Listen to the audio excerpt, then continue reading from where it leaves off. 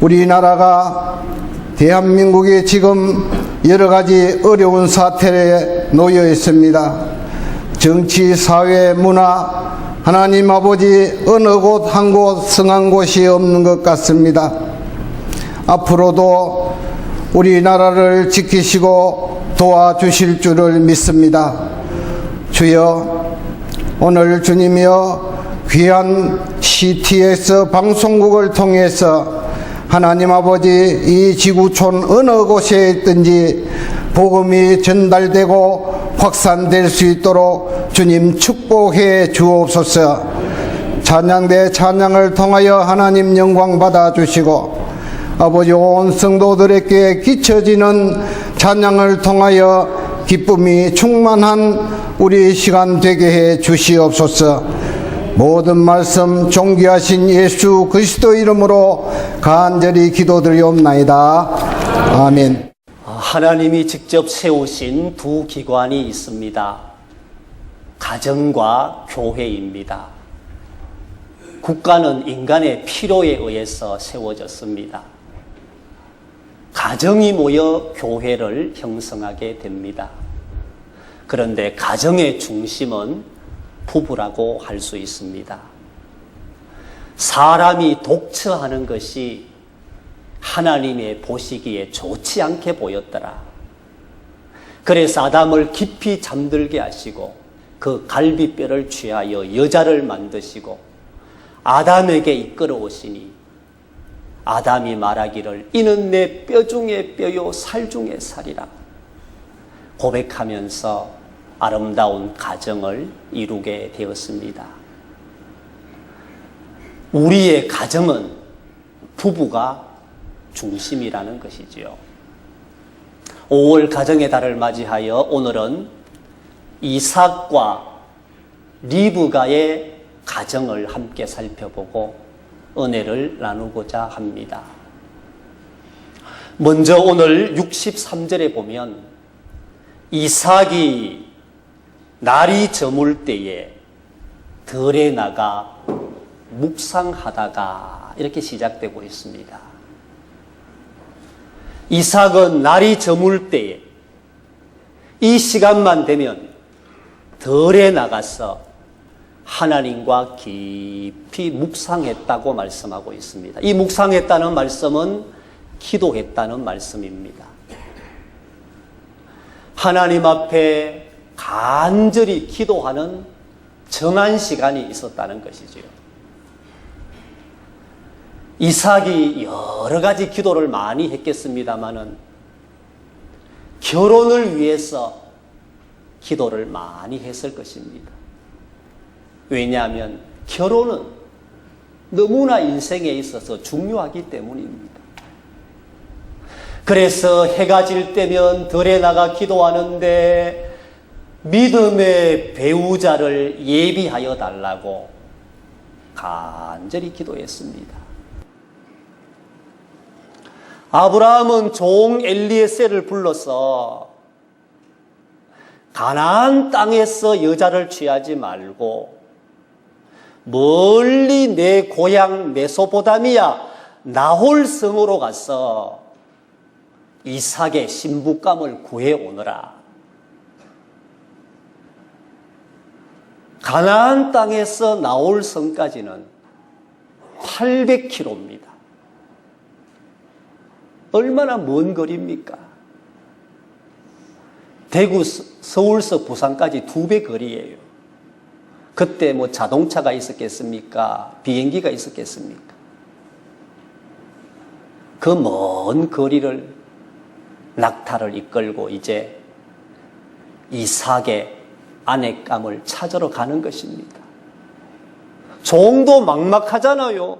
누구를 만나라고 얘기도 안 해주고 나홀 성에 가면 하나님이 예비하시리라.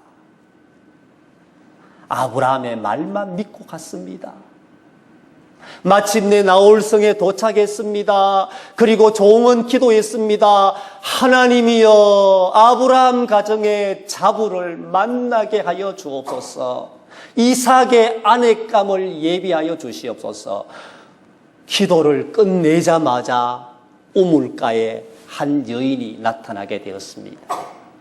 그 여인이 리브가였습니다. 물을 좀 달라고 했을 때에 이 종에게 물을 떠줄 뿐만 아니라 약대 열필에게도 다 물을 길러서 마시우더라. 이 종은 그 모습을 유심히 보았다고 했습니다.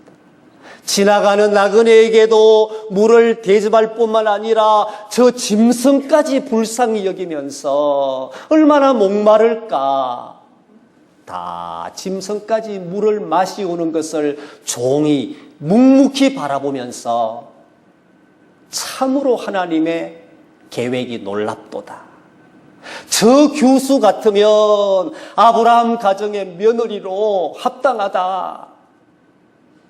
그리고 리브가를 앞장 세워서 그 집으로 가게 되었습니다. 신앙으로 자란 여인이었습니다.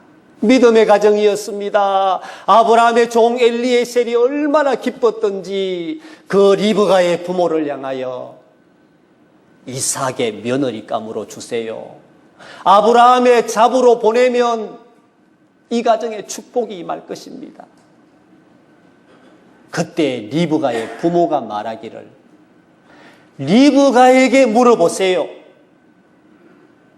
가부를 리브가가 결정을 하도록 했습니다. 그때 리브가가 말하기를 아버지 어머니 이 사람을 따라 가겠나이다. 아브라함 집의 며느리가 되겠습니다. 이삭의 아내가 되겠습니다. 라고 말했다는 것입니다. 자, 이렇게 결혼을 했어요. 얼마나 결혼이 인생에 있어서 기쁘고 행복합니까? 오늘 67절 맨 끝에 보면요. 이삭이 결혼을 하고 난 이후에 모친을 장례식 치룬 그 슬픔을 극복하고 위로를 받았더라. 이렇게 말씀하고 있어요. 사라가 이삭을 낳을 때는 90세였습니다. 아이를 낳을 수 없는 상황이었지요.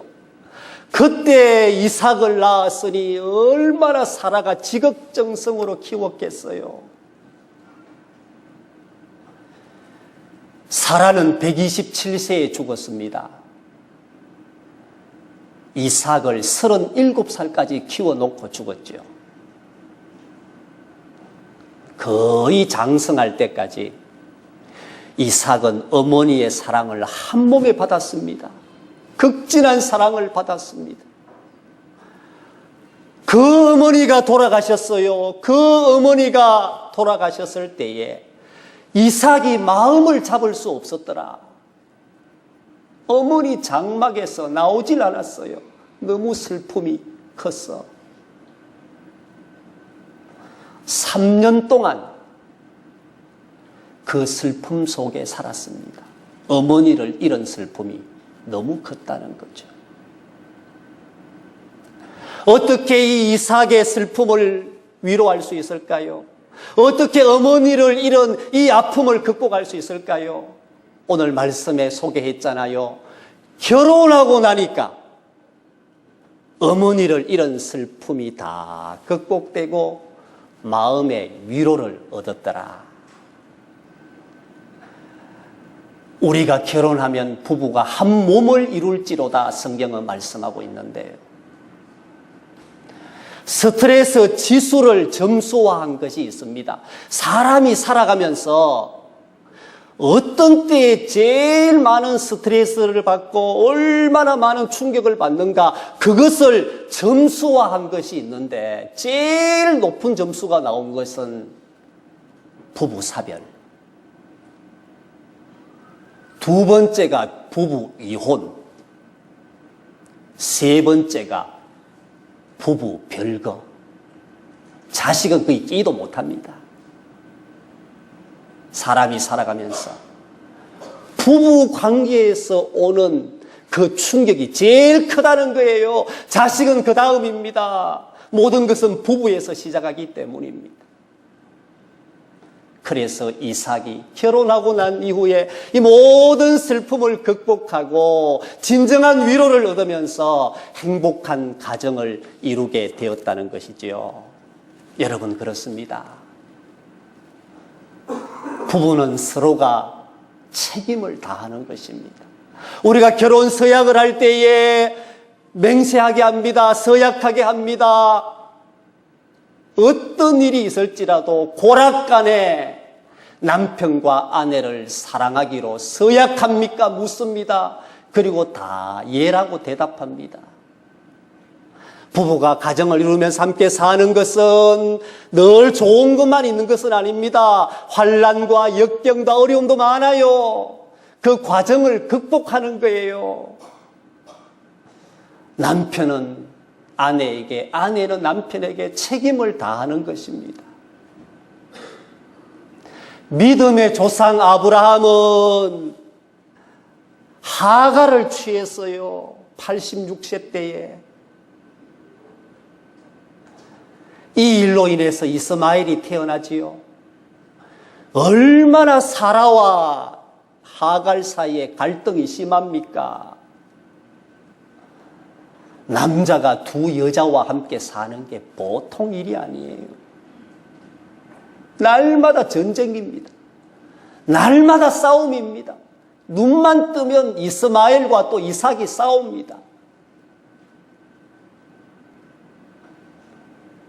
하나님이 정하신 그 배우자 이외에 다른 여자를 취하니까 가정에 풍파가 일어나잖아요. 환란이 일어나잖아요.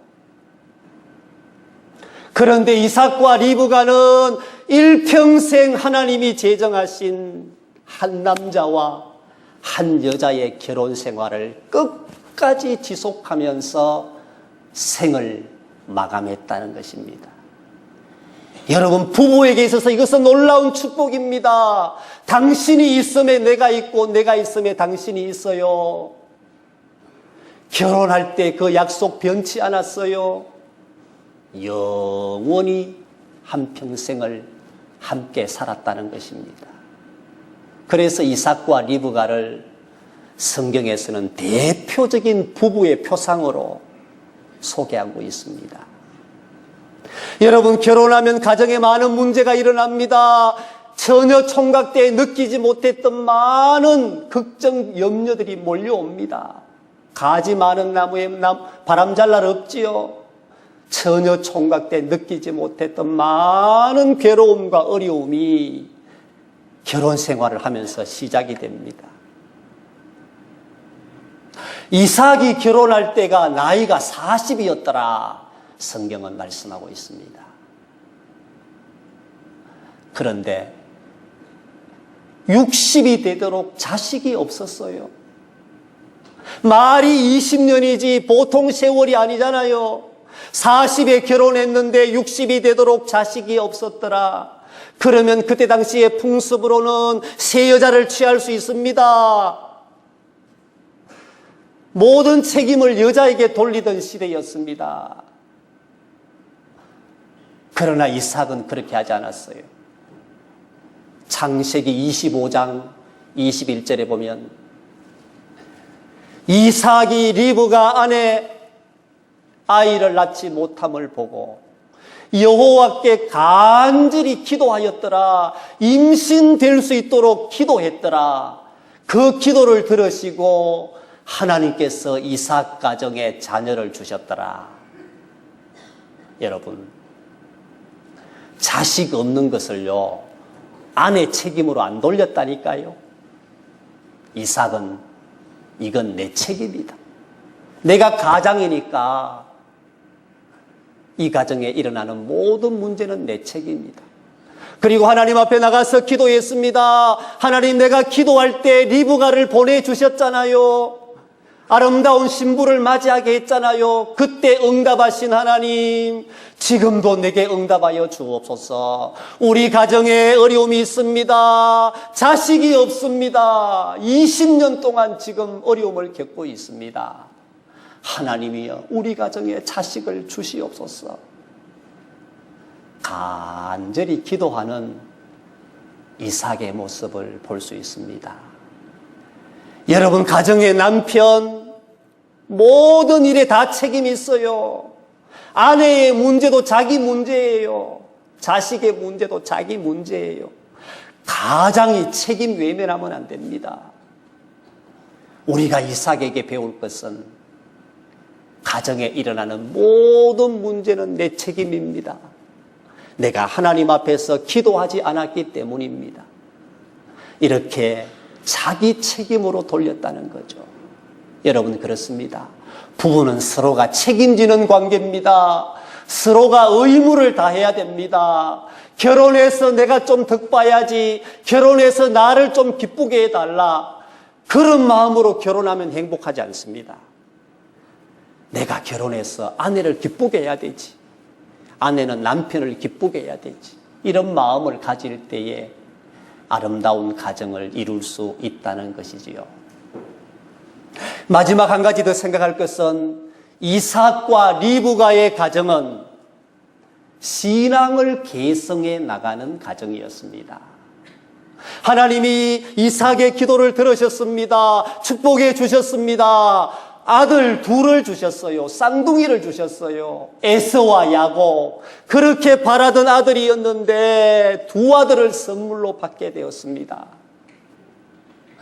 여러분, 결혼하면은요, 부부가 살아가면서 자식을 통해서 오는 기쁨이 참 큽니다. 신혼기간 지나면요, 자식 키우는 재미로 살아요. 신혼이 그렇게 오래 가지는 않잖아요. 우리는 신혼기간을 깨가 쏟아진다 그러는데요, 깨가 늘 쏟아집니까? 쏟아질 깨는 다 쏟아졌어요. 한 1년 안에. 한 1년 지나면 더 이상 쏟아질 깨가 없어요. 생활이 힘들고 삶이 피곤하니까 이제는 부부간의 사랑도 점점 식어진다는 거죠. 그때의 자식을 선물로 주는 겁니다. 자식이 태어나면 부부가 얼마나 헌신해야 되는지 모릅니다. 자식이 그냥 큽니까? 낮밤 바뀌지요, 보채지요. 이 아이를 키우면서 아버지, 어머니는 하나님의 마음을 알게 돼요. 이야, 내가 자식을 놓고 보니까 이제 부모 마음을 알겠다. 자식을 키우면서 부부 사랑이 더 깊어지는 겁니다. 이 아들, 이 딸은 우리 사랑의 결정체다. 부부가 얼마나 사랑하는 아들, 딸을 보며 기뻐하는지요. 우리 가정에 귀한 아들, 귀한 딸을 선물로 보내주셨도다. 그때는 이제 자식 키우는 재미가 쏟아져요. 그 재미가 있어야 돼요. 오늘 이삭과 리브가는 에서와 야곱을 키우면서 하나님의 깊은 사랑을 깨닫고, 하나님 감사합니다. 하나도 아니고 둘을 우리 가정에 주시니 감사합니다. 자식을 키우면서 아버지 마음을 깨닫게 되고, 자식을 키우면서 신앙이 더 깊어지고, 사람은요, 고생해야 됩니다. 땀 흘려야 됩니다. 눈물 흘려야 인생을 압니다.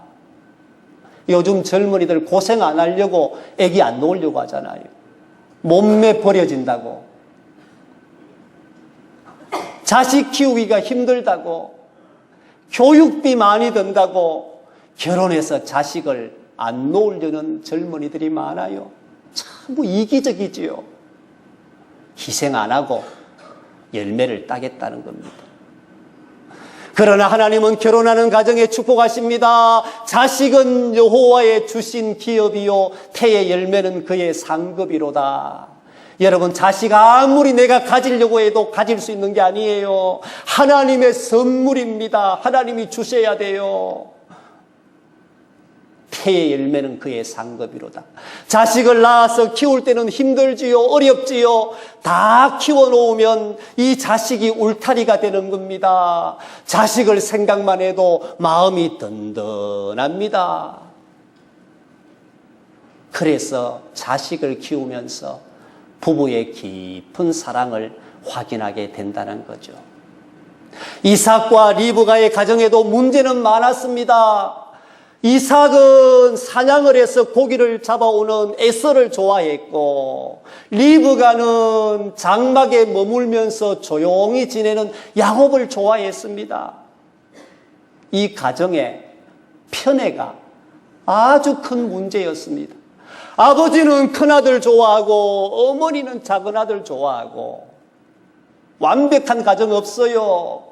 인간이 부족하기 때문에 다 이렇게 편애하고 자기 취향에 따라 사랑하고, 그 이상적인 부부의 가정도 속 깊이 들어가 보니까 얼마나 많은 갈등과 아픔과 괴로움이 있습니까? 에서가 막 동생을 죽이려고 하잖아요. 세상에 이런 가정이 얼마나 아픔이 있었습니까? 결혼해서 살다 보면요, 여기저기 사건이 터지고 괴로움과 갈등이 일어납니다. 평탄하게 사는 사람 없다니까요. 저 가정은 좀 행복하겠지. 그 가정 안으로 들어가 보세요. 이만하면 좀 걱정 없이 살겠다. 그 가정 들어가 보세요. 다 환난 많고 걱정 많고 괴로움 많습니다. 그런데 이삭과 리브가의 가정은 왜 하나님의 축복받은 가정이냐?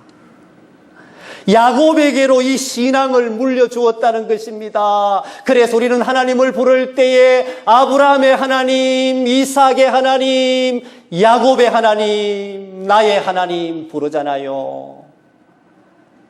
이삭과 리브가의 신앙이 야곱으로 흘러가게 되었습니다. 야곱은 12아들에게 신앙을 물려주었습니다. 넷째 아들 유다는 예수님 메시아의 조상이 되었습니다. 그래서 구약은 12지파를 형성해 나가는 과정이에요. 거기에 야곱이 얼마나 큰 역할을 감당하는지 모릅니다. 성경이 야곱을 얼마나 위대하게 평가하는지요. 그 야곱의 아버지가 누구냐? 이삭이었다는 거죠. 이삭과 리브가는 자녀들에게 신앙을 유산으로 물려주었습니다. 여러분, 부부가 가장 우선해야 될 것이 있습니다. 자식들에게 신앙을 물려줘야 돼요. 물고기를 물려주기보다 물고기 잡는 방법을 가르쳐 주라고 유대경언은 말하고 있습니다. 신앙을 물려주어야 이 험한 세파를 이겨나갈 수 있다는 것이지요. 자식에게 신앙이 이어지지 않는다면 축복된 가정이라고 말할 수 있겠습니까? 신앙을 유산으로 물려줘야 되지요. 시편 144편 15절에는 여호와를 자기 하나님으로 삼는 백성은 복이 있도다. 어떤 가정이 복이 있습니까? 여호와를 자기 하나님으로 삼는 가정은 복이 있도다. 우리 교회 모든 가정은 다 하나님을 잘 섬겨서 축복받는 가정이 될 수 있기를 주님의 이름으로 축원합니다.